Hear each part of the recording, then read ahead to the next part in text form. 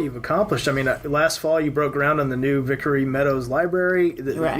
You've done a lot of good things for the district, so congratulations. Yeah, Vickery Meadow is, it's a community of 110 multifamily complexes and 25,000 people in 4 square miles, 4 square miles. And so we've worked on a plan that's unique for complete streets. So when we have funding available, that now we have a model of how that neighborhood, gets around, and it's not just it's not bike lanes and pedestrian sidewalks and pathways. It's we're doing a wider type pathway shared because the kids are leaving school and in groups, and they're we don't want to walk into the street on a bike path. So it's how to make that work, and we have a complete street adopted plan at the city, but it allows for neighborhoods to make them unique for their community, and so. That's how you got to work with the culture of the neighborhood, and also the conditions of the neighborhood. I have bar ditch roads over there that don't work as well as they work in Preston Hollow. Preston Hollow likes the country feel roads,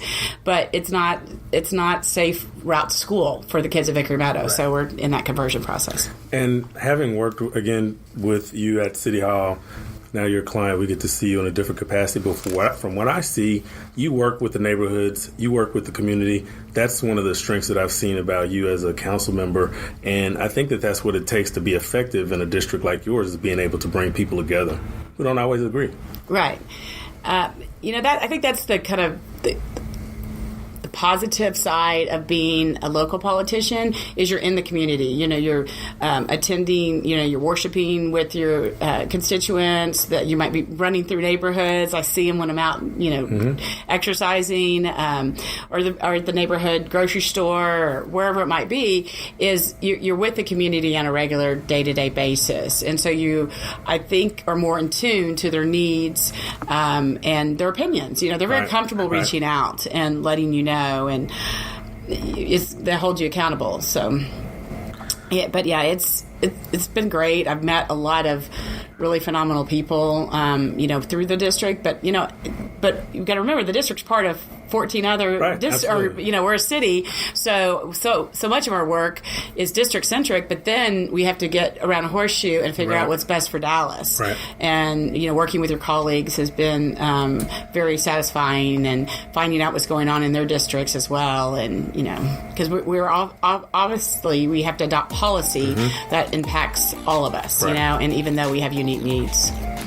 Deconstructing Dallas, Ryan Trimble, Sean Williams. We're sitting down with our friend Jennifer Staubach Gates. We're going to take a quick break. Stick with us. We'll be right back.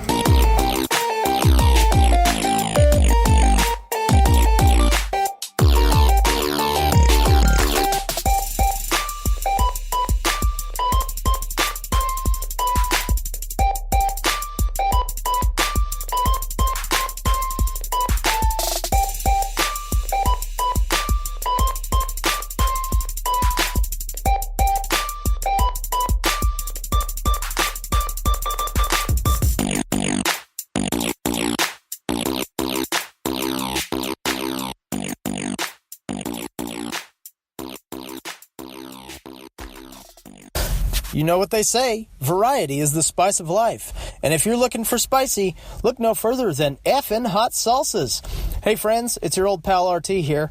And take it from me, if you're looking for the best variety of salsas, jellies, and other fiery concoctions, look no further than Effin' Hot Salsa. Effin' Hot is created with the finest peppers and hand-selected ingredients. And what's even better, Effin' Hot is based right here in Dallas. And if my recommendation isn't enough, get this. Effin' Hot donates 5% of their annual profits to the Special Operations Warrior Foundation. So what are you waiting for? Get to the store and pick up your own jar of Effin' Hot Salsa today. It'll make you say, "That's effin' hot."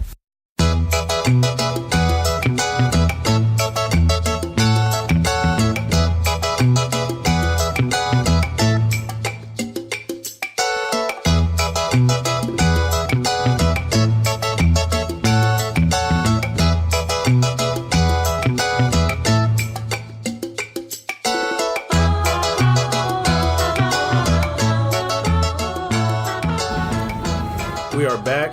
Deconstructing Dallas, Sean Williams, Ryan Trimble. We are here with Dallas City Council member Jennifer Gates from District 13.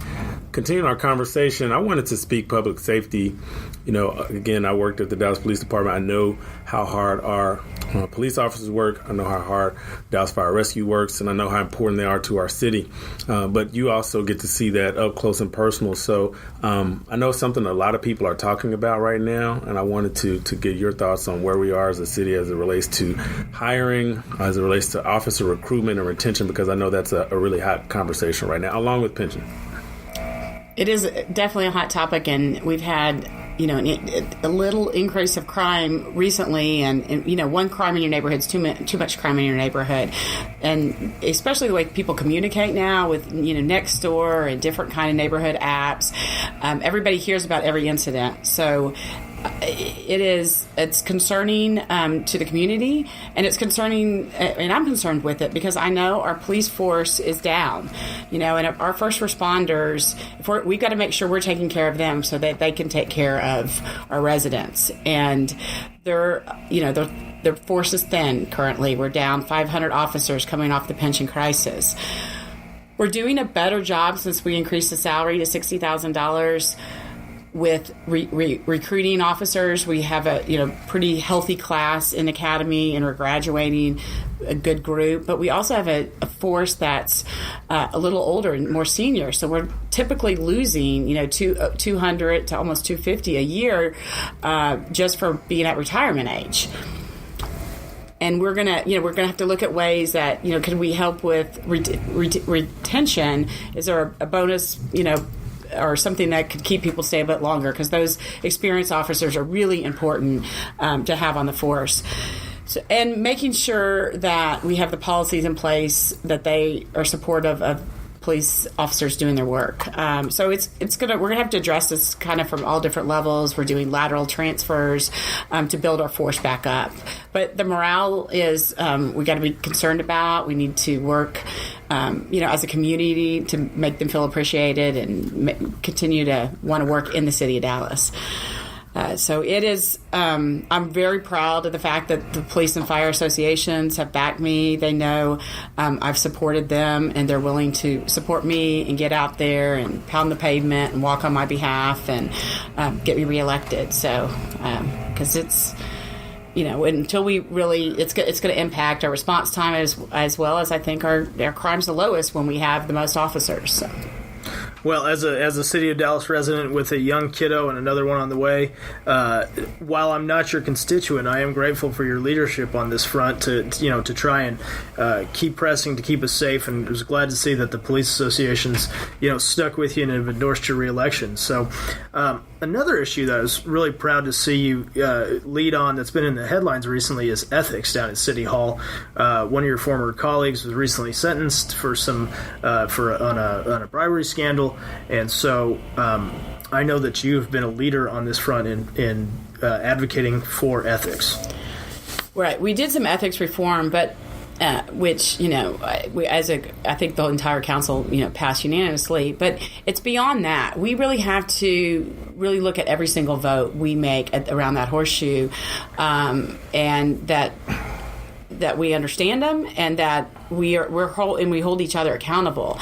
And this Dallas County Schools and the bus arm, when that came before our council, I had, with a couple other council members, actually had sent a memo that was getting a lot of complaints about the way the program was run for my constituents, and I had said, can we have this briefed? And it wasn't getting briefed, and then it showed up on the addendum consent on a Friday, and I was like, wait a minute, this is the 47-year contract extension. I said, this is that program that we're having issues with. I mean, at the time, I wasn't thinking it was related to any kind of a corruption case, but I was like, why are we not getting briefed? And so I pulled it on that Monday, and we had a lengthy discussion about the program, and I asked my council members, can we just have this brief before we pass this, agree to this contract? And unfortunately, I couldn't convince them that was necessary, and I ended up being the lone vote against that contract extension.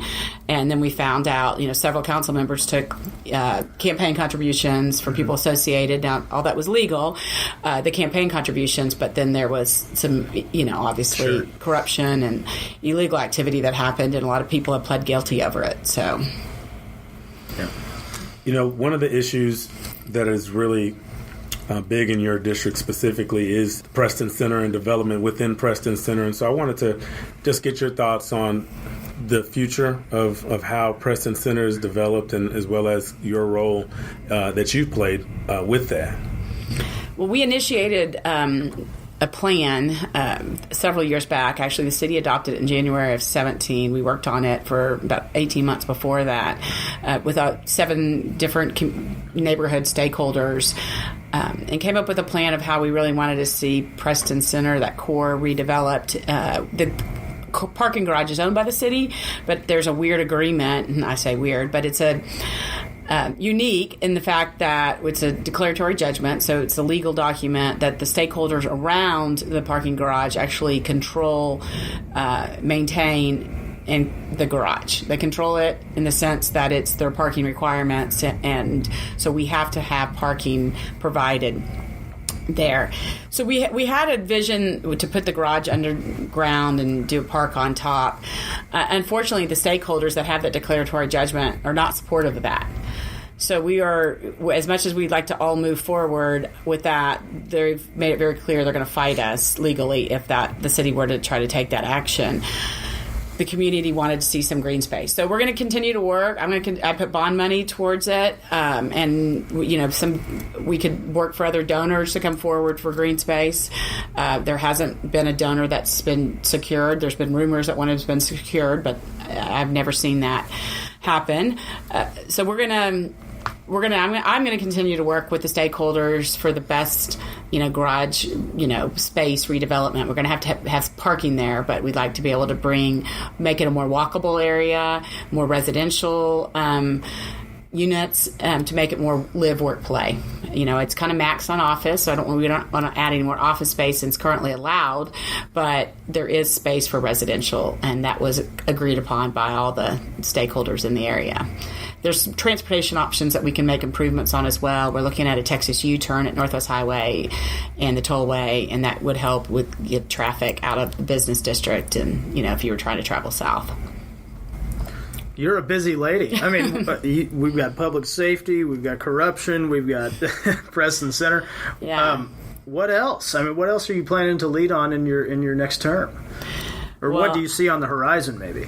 Well, I think there's still a lot of work to be done in that Preston Center area to get to that agreement. And then we've got to get the library opened. We're in the final stages of design related to that. I mean, we had the ceremony of groundbreaking and the construction to start shortly. But there's, those are the things that we know are in the pipeline.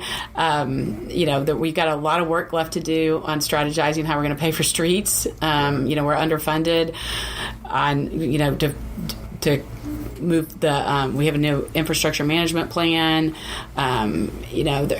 There's a lot of work, just your daily, making sure that the city's operating like it should be. And, I hear from a handful at the minimum of citizens that are unhappy about something every day. So that we're trying to take care of. Usually it's their alleys or their streets. And, I think we've made some policy changes even to the way we prioritize streets and the way that we're going to actually bid out street projects that should help make some improvements in that category. But,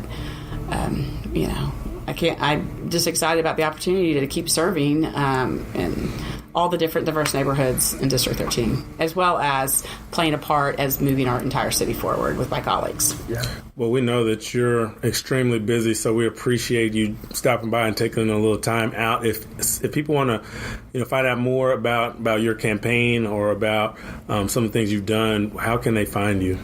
It's real easy to find me at JenniferStaubachGates.com is a website, and on there is email information as well as phone number. And, we're happy to have people reach out to the campaign. We're still looking for some volunteers to help work the polls the week of the election or early voting. And we're working hard. We've got at least one, if not two, events every day from now until election day, except for Easter. Tis the season. Absolutely. Yeah. Right. Well, that's great, Jennifer. Thank you so much for sharing some of your time, and we're cheering for you. And good luck. All right, thank you guys. I really appreciated being with you this afternoon, and that's great. Love the invitation. Thanks.